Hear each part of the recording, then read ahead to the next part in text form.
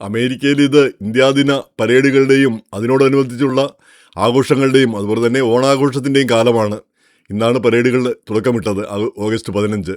ഞാൻ തന്നെ ഇന്ന് 2 പരേഡുകളിൽ പങ്കെടുത്തു. ഒന്ന് ന്യൂയോർക്ക് സ്റ്റേറ്റിലെ റോക്ക്ലാൻഡ് കൗണ്ടിയിൽ, ഞാനൊക്കെ താമസിക്കുന്ന സ്ഥലം, അവിടെ കൗണ്ടി ആസ്ഥാനമായ ന്യൂ സിറ്റിയിൽ നടന്ന പരേഡ്. രണ്ടാമത്തെ പരേഡ് ന്യൂയോർക്ക് സിറ്റിയുടെ ഭാഗമായ ക്വീൻസിൽ നടന്ന പരേഡ്. ആ ക്വീൻസിലെ പരേഡിൽ ഒരു ഇന്ത്യക്കാരനാണ് ആയിരുന്നു മുഖ്യാതിഥി. ഇന്ത്യക്കാരെന്ന് പറഞ്ഞാൽ Indian American, New York city mayor Zohran Mamdani. അദ്ദേഹം അത് അഭിമാനപൂർവ്വം പറഞ്ഞു, ന്യൂയോർക്ക് സിറ്റിയുടെ മേയറാകുന്ന ആദ്യത്തെ ഇന്ത്യൻ അമേരിക്കൻ, ആദ്യത്തെ ഇന്ത്യക്കാരൻ ഞാനാണ് എന്ന് അദ്ദേഹം അഭിമാനപൂർവ്വം പറഞ്ഞു. അത് കേട്ട് നമ്മളെല്ലാം കൈയടിക്കുകയും ചെയ്തു. വളരെ സന്തോഷം. അദ്ദേഹത്തിൻ്റെ ആ കൃത്യമായ ഐഡൻറ്റിറ്റി പറയുന്നതിൽ ഒരു അഭിമാനക്കുറവും കാണിച്ചില്ല. നമുക്കെല്ലാം സന്തോഷമുണ്ടാകുന്ന കാര്യം. അതുപോലെ അദ്ദേഹം പറഞ്ഞത്, ഈ മുൻ മേയർ ഡേവിഡ് ഡിങ്കിൽസിനെ അദ്ദേഹം കോട്ട് ചെയ്തു. ഡേവിഡ് ഡിങ്കിൽസ് പറഞ്ഞത്, ഈ ന്യൂയോർക്ക് സിറ്റി ഒരു മൊസൈക്കാണ്, പലവിധ കളറുകൾ, പലവിധ നിറങ്ങളെല്ലാം ചേർന്നിട്ടുള്ള ഒരു വർണ്ണപ്രപഞ്ചമാണ്. ഒരൊറ്റ നിറമല്ല, പല നിറങ്ങൾ. അതുപോലെയാണ് തൻ്റെ മുന്നിൽ നിൽക്കുന്ന ഇന്ത്യക്കാരും, പല സ്ഥലങ്ങളിൽ നിന്ന് വന്നവർ, പല സംസ്കാരങ്ങളും പല ഭാഷകളും ഒക്കെ ഉള്ളവർ. ആ ഒരു പ്രത്യേക ഒരു മൊസൈക്കാണ് നമ്മുടെ ഇന്ത്യൻ കമ്മ്യൂണിറ്റി എന്ന് അദ്ദേഹം പറയുകയും ചെയ്തു. അതിന് പുറമെ അദ്ദേഹം ഈ പരേഡ് നടത്തിയ Indian floral park merchants association, അതിൻ്റെ ചെയർമാൻ കോശി തോമസ്, അതുപോലെ തന്നെ parade committee chairman Dinsil George, Indian nurses association president Usha George, ഇവരെല്ലാം പേരെടുത്ത് പറഞ്ഞ് തന്നെ അഭിനന്ദിച്ചു. അത് വളരെ സന്തോഷമുള്ള കാര്യം. അത് കേൾക്കുന്നത് നമുക്ക് സന്തോഷം. നമ്മുടെ ആളുകളെ അദ്ദേഹം അംഗീകരിക്കുന്നു. അതുപോലെ തന്നെ ഈ city council speaker Adrienne Adams ഉണ്ടായിരുന്നു, കോൺഗ്രസ്മാൻ ടോം സുവോസി. പിന്നെ അദ്ദേഹം എടുത്തു പറഞ്ഞ ഒരു പേര്, ഒരു ഇന്ത്യൻ അമേരിക്കനായ സിറ്റി കൗൺസിലർ ശേഖർ കൃഷ്ണൻ. അദ്ദേഹം മലയാളി കൂടിയാണ്. മലയാളി സമൂഹമായിട്ട് വലിയ ബന്ധമൊന്നും ഇല്ലെങ്കിൽ കൂടി ജാക്സൺ ഹൈറ്റ്സ് ആ മേഖലയെ പ്രതിനിധീകരിക്കുന്ന ആളാണ്. അപ്പോൾ അദ്ദേഹത്തിൻ്റെ പേരും പ്രത്യേകം എടുത്തു പറഞ്ഞു. അപ്പോൾ ഈ നമ്മുടെ സമൂഹം നൽകുന്ന, ഇന്ത്യൻ സമൂഹം സിറ്റിക്കും അതുപോലെ തന്നെ സ്റ്റേറ്റിനും നൽകുന്ന എല്ലാവിധ നന്മകൾക്കും എല്ലാവിധ പുരോഗതിക്കും പിന്നെ ചെയ്യുന്ന എല്ലാ കാര്യങ്ങൾക്കും അദ്ദേഹം നന്ദി പറയുകയും ചെയ്തു. നമ്മുടെ നേട്ടങ്ങളെയും നമ്മൾ നൽകുന്ന സംഭാവനകളെയും അദ്ദേഹം അഭിനന്ദിക്കുകയും ചെയ്തു. എന്തുകൊണ്ടും നല്ലൊരു കാര്യം. അപ്പോൾ നാളത്തെ പരേഡിനെ പറ്റിക്കൂടി ഒരു 2 വാക്ക്. ഈ ലോകത്തിലെ ഏറ്റവും വലിയ ഇന്ത്യ ഡേ പരേഡ് പിന്നെ ഡൽഹി കഴിഞ്ഞാൽ അത് നടക്കുന്നത് ഈ മൻഹാട്ടനിലാണ്. മൻഹാട്ടനിലെ ഈ 30th സ്ട്രീറ്റ് 40th സ്ട്രീറ്റ് മുതൽ 23rd സ്ട്രീറ്റ് വരെ, അത് മാഡിസൺ അവന്യൂവിലാണ്. അപ്പോൾ അത് ഏതാണ്ട് 1982 ആദ്യമായിട്ട് തുടങ്ങുന്നത്. അതിൻ്റെ തുടക്കമിട്ട സുരേശ്വർ സിംഗ്, അദ്ദേഹം മരിച്ചുപോയി. അപ്പോൾ അന്ന് അംബാസഡറായിരുന്ന KR നാരായണൻ, അദ്ദേഹത്തിൻ്റെ എതിർപ്പ് വകവയ്ക്കാതെയാണ് ആദ്യത്തെ പരേഡ് സംഘടിപ്പിച്ചതെന്നാണ് സുരേശ്വർ സിംഗ് പറയുന്നത്. എങ്ങനെയായാലും അത് വൻ വിജയമായി. ഒരു വർഷം ഓരോ തവണയും 1 ലക്ഷം അതിൽ കൂടുതലൊക്കെ ആളുകൾ പങ്കെടുക്കുന്നതാണ് ഈ പരേഡ്. അപ്പോൾ നാളത്തെ പരേഡിൻ്റെ പ്രത്യേകത, അവിടെ ന്യൂയോർക്ക് സിറ്റിയുടെ മേയർ, നഗരസഭാ പിതാവ് എന്ന നിലയിൽ മാംദാനി മുഖ്യ ആകർഷണമായിരിക്കും എന്നുള്ളൊരു തർക്കമില്ല. പക്ഷേ ഈ New York state governor Kathy Hochul കൂടി വരുന്നു. സാധാരണയായിട്ട് ഗവർണർമാർ ഇന്നേവരെ ഇതിനു മുമ്പ് ഒരിക്കലും ഒരു ഗവർണർ വന്നതായിട്ട് എനിക്ക് അറിഞ്ഞുകൂടാ. കാരണം ഒരു 30 വർഷമായിട്ട് ഞാനത് റിപ്പോർട്ട് ചെയ്യുന്നതിനെ പറ്റി. പക്ഷേ ആദ്യമായിട്ടൊരു ഗവർണറെ കാണുന്നതിൻ്റെ പ്രധാനപ്പെട്ട കാര്യം, ഈ ഗവർണർ വരുന്നതിൻ്റെ കാര്യം, ഈ വർഷം ഇലക്ഷനാണ്, വാശിയേറിയ ഇലക്ഷൻ നടക്കാൻ പോവുകയാണ്. ഈ ഇന്ത്യക്കാർക്ക് ധാരാളമായിട്ട് വോട്ടുണ്ട്. അപ്പം നമ്മുടെ വോട്ടിന് വലിയ വിലയുണ്ടെന്നാണ് എനിക്ക് തോന്നുന്നത്. ഇപ്പം ഈ ന്യൂ സിറ്റിയിൽ നടന്ന പരേഡിലും കണ്ടത്, ഇവിടെ കോൺഗ്രസിലേക്ക് മത്സരിക്കുന്ന റിപ്പബ്ലിക്കൻ സ്ഥാനാർത്ഥി മൈക്കിൾ ലോലർ, ഇപ്പോൾ അദ്ദേഹം കോൺഗ്രസ് അംഗമാണ്. അതുപോലെ തന്നെ അദ്ദേഹത്തെ എതിർക്കുന്ന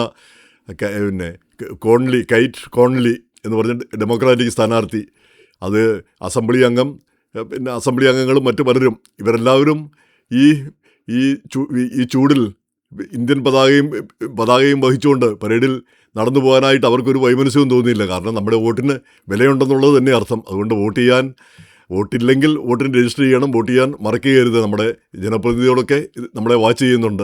കാരണം നമ്മുടെ വോട്ട് അവർക്ക് ആവശ്യമുണ്ട്. നമുക്ക് ഇന്നത്തെ കാലത്ത് നമ്മുടെ ശക്തി അതാണ്, അത് കാണിക്കേണ്ടതുമുണ്ട്. അപ്പോൾ ഈ പരേഡിനെ പറ്റി പറയുമ്പോൾ, ക്വീൻസിലെ പരേഡിനെ പറ്റി പറയുമ്പോൾ, ഏറ്റവും ശ്രദ്ധേയമായ കാര്യം നല്ല പരേഡായിരുന്നു. നല്ല പരേഡെന്ന് പറഞ്ഞാൽ മുൻകാലങ്ങളിലേക്കാൾ കൂടുതൽ സജീവമായ പരേഡ്. ധാരാളം പ്രത്യേകിച്ച് പോലീസിൻ്റെ ഒരു സന്നാഹം തന്നെ, പോലീസിൻ്റെ ഒരു പലതരം സന്നാഹങ്ങൾ തന്നെ വന്നു. അതുപോലെ തന്നെ ഈ ഇന്ത്യക്കാർ മാത്രമുള്ള ദേശീയ സൊസൈറ്റി, ഇന്ത്യൻ പോലീസ് ഓഫീസേഴ്സ് അടങ്ങുന്ന ആ ദേശീയ സൊസൈറ്റി, അവരുടെ ധാരാളം പേരെ കണ്ടു. പിന്നെ ഈ മലയാളികളായ പോലീസ് ഓഫീസർമാർ, അവരുടെ അസോസിയേഷൻ്റെ ബാനറിൽ അവരും ഉണ്ടായിരുന്നു. പിന്നെ കറക്ഷൻ ഓഫീസേഴ്സും, അത് മലയാളികൾ. പിന്നെ ഈ അമേരിക്കൻ പോലീസ് ഓഫീസേഴ്സിൻ്റെ ഒരു നിര തന്നെ ധാരാളമായിട്ട് പിന്നെ കണ്ടു. പിന്നെ 2 കുതിരപ്പുറത്ത് കുതിരപ്പുറത്ത് അശ്വാരൂഢരായ പോലീസും, അത് പോലീസിൻ്റെ വാഹനങ്ങളും ഈ ആംബുലൻസുകളും മറ്റുമെല്ലാം പ്രദർശിപ്പിക്കപ്പെട്ടു. എന്തുകൊണ്ടും ഈ യുവാക്കളൊക്കെ ആവട്ടെ ഈ 2 വീലേഴ്സിലുമൊക്കെ ശക്തമായിട്ട് നല്ല ഉന്മേഷത്തോടു തന്നെ ഊർജ്ജസ്വതയോടുകൂടി തന്നെ ഈ പരേഡിൽ പങ്കെടുത്തു എന്നുള്ളതും ശ്രദ്ധേയമായി. പക്ഷേ നോട്ട് ചെയ്യപ്പെട്ട ഒരു കാര്യം, ഈ ഓരോ വർഷം ചെല്ലുന്തോറും പരേഡ് അങ്ങ് ശുഷ്കമായി പോകുന്നു, ആൾ കുറയുന്നു. അപ്പോൾ ഈ ക്യൂൻസ് എന്ന് പറഞ്ഞാൽ ഒരു 50,000 ഇന്ത്യക്കാരെങ്കിലും ഉണ്ട്. മലയാളികൾ മാത്രമല്ല, ഒരു 50,000 ഇന്ത്യക്കാരെങ്കിലും ഉള്ളൊരു സ്ഥലമാണ് ക്യൂൻസ് എന്ന് പറയുന്നത്. അമേരിക്കയിൽ തന്നെ ഏറ്റവും അധികം ഇന്ത്യക്കാരുള്ള സ്ഥലങ്ങളിലൊന്നാണ് ഈ ക്യൂൻസ്. അത്രയും വലിയൊരു വിശാലമായ ഏരിയയാണ്. അവിടുന്ന് ഒരു 2,000 ഒരു 5,000 പേർക്കൊക്കെ വരുന്നതിന് ഒരു പ്രയാസവും ഇല്ല. ഈ റോഡിൻ്റെ ഇരുവശവും നിന്ന് പലരും ഫോട്ടോ എടുക്കുന്നതൊക്കെ കണ്ട് ഇന്ത്യക്കാർ. എന്നാൽ പിന്നെ ആ പരേഡിനൊന്നും പങ്കെടുക്കുക ഇല്ല. അപ്പോൾ അത് നമ്മളെ ശക്തി കാണിക്കാൻ ഒരിക്കലും തയ്യാറാകുന്നില്ല എന്നുള്ളതാണ് ഏറ്റവും സങ്കടകരമായ കാര്യം. ഇങ്ങനെയുള്ള പരേഡിനൊക്കെ ഒന്ന് പോകാൻ വർഷത്തിലൊരിക്കലേ ഉള്ളൂ. നമ്മുടെ ശക്തി കാണിക്കാനും നമ്മുടെ കഴിവുകൾ കാണിക്കാനും ഒക്കെ കിട്ടുന്ന ഒരു അവസരമാണ് അത്. പക്ഷേ നമ്മൾ ഉപയോഗിക്കാറില്ല എന്നുള്ളത് വളരെ സങ്കടകരമാണ്. അപ്പോൾ അതാണ് ഇന്ന് അവിടെ കണ്ടത്. നേരെ മറിച്ച് നാളെ ഇപ്പം മൻഹാട്ടനിൽ ചെല്ലുമ്പോൾ അവിടെ 1,00,000 അതിൽ കൂടുതലൊക്കെ ആളുകൾ പങ്കെടുക്കും. കൂടുതലും മലയാളികൾ നമുക്ക് വിരലിലെണ്ണാം. ഒരു 10 പേര് പോലും കാണാൻ വഴിയില്ല. 10 മലയാളികൾ പോലും അവിടെ ഉണ്ടാവാൻ സാധ്യതയൊന്നും ഞാൻ കാണുന്നില്ല. അപ്പോൾ ഞാൻ പ്രതീക്ഷിക്കുന്ന ഒരാൾ നമ്മുടെ റോക്ക്ലാൻഡ് ഗവണിയിൽ നിന്ന് ഷൈമി ജേക്കബാണ്. അദ്ദേഹം എല്ലാ പരേഡിനും ഇങ്ങനെയുള്ള ചടങ്ങുകൾക്കൊക്കെ പോകാറുണ്ട്. ഈ ഗവർണറോടൊപ്പം നടന്നു പോകാനുള്ള ഇൻവിറ്റേഷൻ അദ്ദേഹത്തിന് കിട്ടുകയും ചെയ്തിട്ടുണ്ട്. അങ്ങനെ ചുരുക്കം ചിലർ ഉണ്ടായി എന്ന് വരാം. കാരണം നമ്മളൊരു കാര്യത്തിനും ഈ മലയാളികൾ ഒരു കാര്യവും ചെയ്യാനായിട്ട് നേതൃത്വം കൊടുക്കാനായിട്ട് മുന്നോട്ട് വരികയില്ല. ഒരു കാര്യവും ചെയ്യാനായിട്ട് നമ്മൾ തയ്യാറല്ല. എന്തെങ്കിലും ചെയ്യാനായിട്ട് മുന്നോട്ട് വരികയുമില്ല. ഇനി ആരെങ്കിലും മുന്നോട്ട് വന്നാൽ അവനെ വലിച്ച് താഴെയിടാനും അവനെ പാരവെക്കാനും അവനെ ക്രിട്ടിസൈസ് ചെയ്യാനും നമ്മൾ മുൻപന്തിയിൽ ഉണ്ടാവുകയും ചെയ്യും.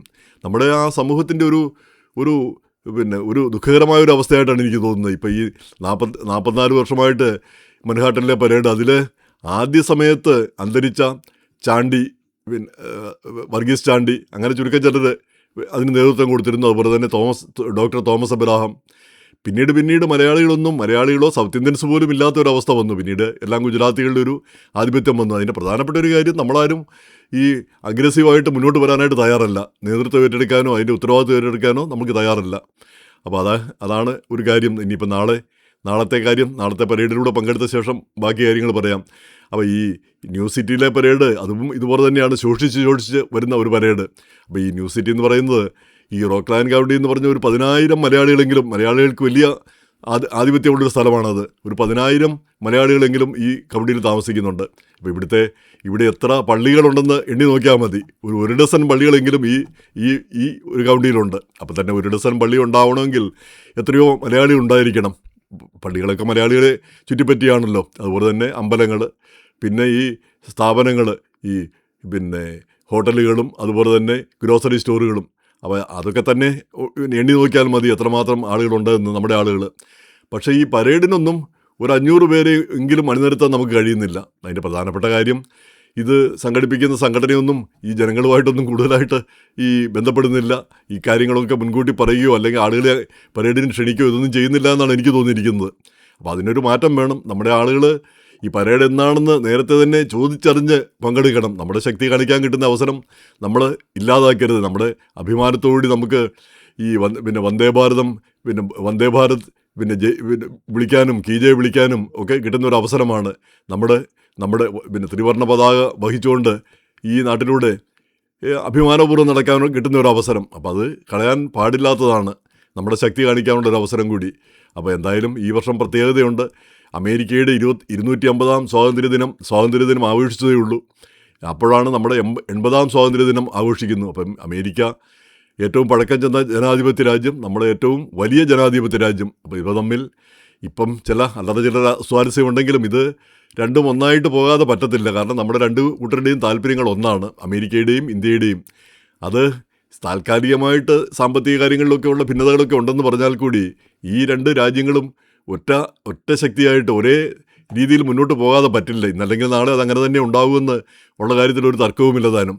എന്തായാലും ഈ പരേഡിൽ പങ്കെടുത്ത എല്ലാവർക്കും അഭിനന്ദനം. അത് സംഘടിപ്പിച്ച എല്ലാവർക്കും വളരെ ഏറ്റവും കൂടുതൽ അഭിനന്ദനം. ഇനി ഇനി നാളെ നടക്കുന്ന പരേഡിലും അതും വൻ വിജയമാകട്ടെ. മറ്റ് സ്ഥലങ്ങളിലൊക്കെ നടക്കുന്ന പരേഡുകളും വൻ വിജയമാകട്ടെ. നമ്മുടെ മാതൃരാജ്യത്തോടുള്ള നമ്മുടെ ആ സ്നേഹം, അതുപോലെ തന്നെ നമ്മൾ ജീവിച്ചിരിക്കുന്ന രാജ്യത്തോടുള്ള നമ്മുടെ കടപ്പാട്, നമുക്ക് ഈ സ്വാതന്ത്ര്യമൊക്കെ ഇവിടെ കിട്ടുന്നതുകൊണ്ടാണല്ലോ നമുക്കിതൊക്കെ ചെയ്യാൻ കഴിയുന്നത്. അപ്പോൾ നന്ദിപൂർവ്വം അമേരിക്കയോട് നമ്മൾ നന്ദി പറയുന്നു. നമ്മുടെ മാതൃഭൂമിയെ നമ്മൾ ആദരിക്കുകയും ചെയ്യുന്നു.